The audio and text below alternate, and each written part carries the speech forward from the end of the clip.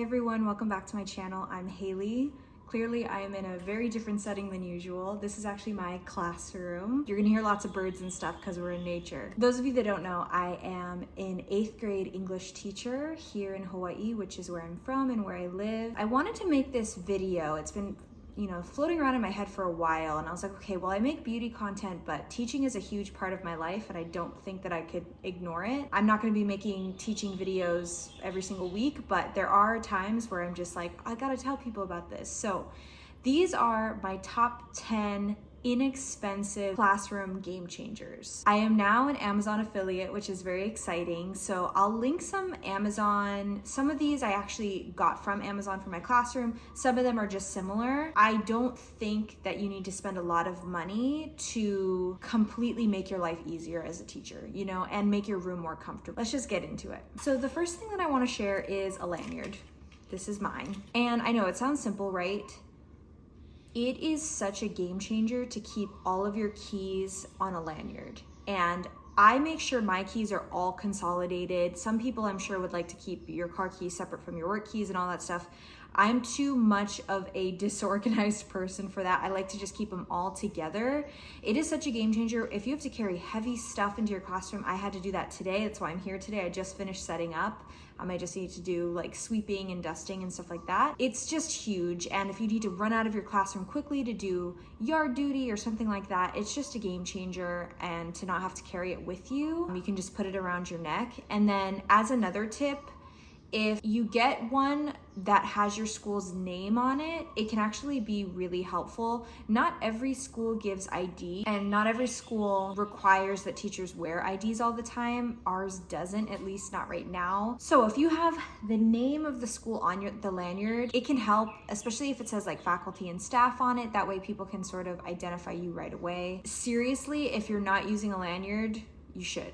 Even if it's just for teaching, it will totally change the game for you. And along with that, a whistle. So this sounds dumb.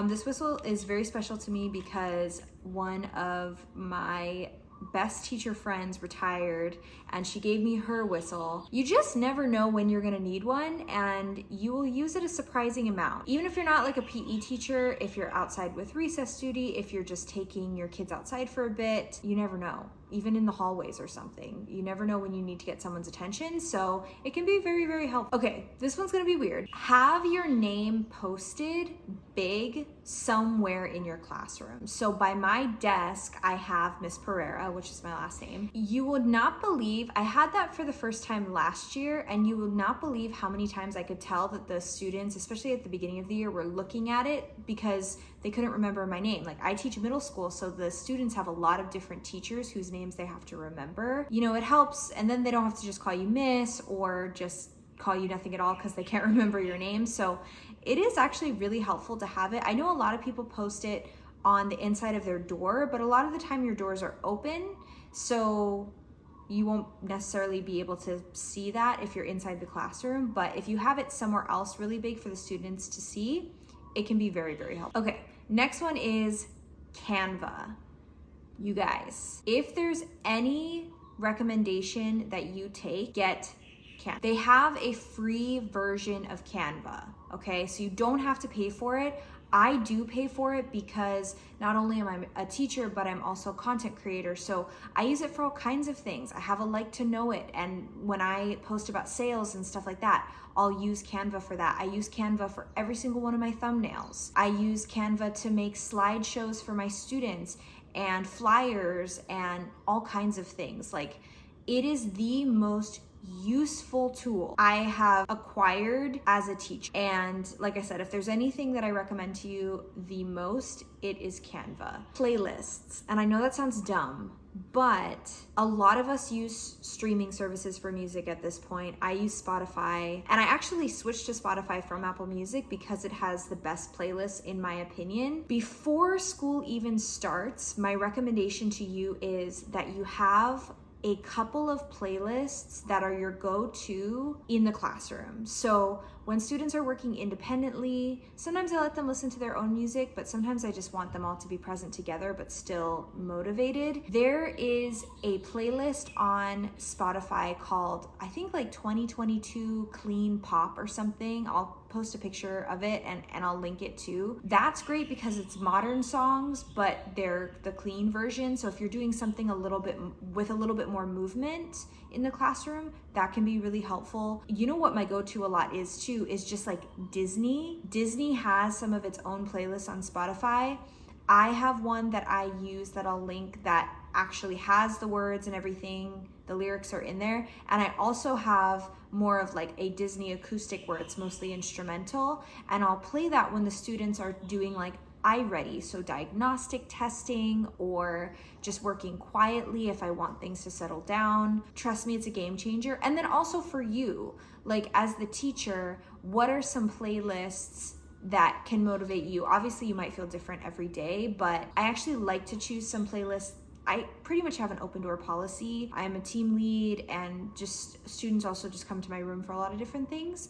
So I like to keep my doors open, but I want to make sure if I'm listening to music that it's things that it's fine if somebody just walks in, you know what I mean? I sometimes use headphones, but sometimes I've noticed people won't come in if they can see that I'm wearing headphones because it just closes people off a little bit more. And sometimes you want that, but that's when I like close my doors and everything too. So highly recommend playlists. Okay, lighting. I have Christmas lights, white Christmas lights in a part of my room. I keep the lights off in here a lot, like a lot. Unless I can see that the students are getting a little bit too cozy and they're like starting to fall asleep. It's just the fluorescent lighting, it gives me a headache. It can be really harsh. Sometimes you have students with special needs who just detest this fluorescent lighting. I don't blame them. So I like to have lighting that is natural. I'll open all the windows. That's why they're partially open right now. But I also like to have these Christmas lights on and the students love it. Like last year was my first time I really had it. And that was one of the first comments I got from more than one student. Like, hey, I love that Miss Pereira's room is so like cozy and inviting. It makes me want to be here. Like I said, sometimes if you know, the students are getting a little bit tired, maybe it's the end of the day, I'll also turn the lights on, but I'll still keep the Christmas lights on because it just is sort of a mood booster. I don't know how to explain it. My next one is gonna sound weird. And when I first heard it, I thought it was weird too, but an oil diffuser. They have ones that are so inexpensive. They can really change up the room. If you use something really fresh, it can be very awake. It can help keep you awake. It can help keep the students awake. You can actually research different oils and like what they can do. I know there's ones that are more calming and things like that. I have oils that I bought from a company, I can't think of, is it Wish Candle Company? I can't remember, I'll link it, but they actually smell like different Disney rides. And it is so funny, out of all of the things that I link, whenever I talk about that in stories, my oils that smell like Disney rides, that's when people are like buying that link from that link or asking me like, can you link that? I don't know. I think there's a lot of Disney fans out there and we all love that nostalgia. So my favorite one is Flying Over Orange Groves because it not only makes me think of Soarin', but it's also just a good scent for keeping me awake and the students awake. So oil diffuser, really big game changer. My next two are kind of two, they are technically two, but I'm putting them together because they have to do with Google. Google Tasks, I feel like no one is talking about Google Tasks, either that or I'm just in the dark. Google, in your email, actually has an option for tasks. And if you are somebody who has a to-do list, which most teachers do, it is great because you can list it. You can even put like what date and what time you need to have it done by. And then when you're done, you can just check it off. The great thing is that it is in with your email. So if you get an email and it says, Miss Pereira, can you please attend this meeting at 3? I can actually put it in there. That's not necessarily a task, but it is something you could put in there. Or could you please have grades due by 3? That is something I could put in there. And then once it's done, I can check it off. But it's cool because you can see everything that you need to do. And along with that is Google Keep, which is, it's sort of like a little Post-it app for your phone. And you can make lists on there. If you're a list maker, you will love this app. It is really great. I put my grocery list on it. I put stuff for my wedding on it, stuff for teaching on it.